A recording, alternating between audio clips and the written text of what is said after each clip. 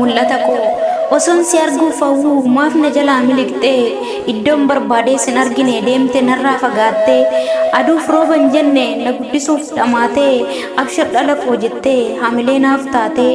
ofiif gadi jettee anaaf kabaja laattee na guddisuuf jecha bifa sagal baaftee dhadhaabbata naaf taatee lafaa olla qabdee anaan nama gootee ofii keetiif cabdee jiruu kootiif ifa taatee ofii keetiif dhaamtee gaafa ati jirtu anis basha'een kooraa tarii sin argaa laata jedheen si barbaacha joora maaliif deemtere abbaa koo bakka hin deemne imaltee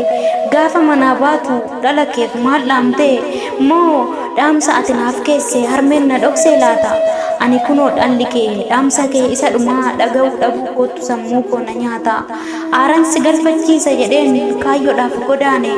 garuu maal godharee akkin yaadin taane abdiin qaba ture ijaan wal agarraa na biraa si butte balaafamtuun baraa abbaa koo oolmaa keenan yaadadha akkamittan dagadha kanaafan sagal ol kaasee maqaa keetiin faarfadha atuu garaan jabaattu akkamin jabaattee garaa dirqama sitti taanan imaltee laata na biraa tasan deebita jedheen har'a sagalee keen eega dirqama sitti taanan malee na dhoksitu beeka akkamiree iddoon naqxee hin ho'amoo hin qorraa mee yaada keenuu firii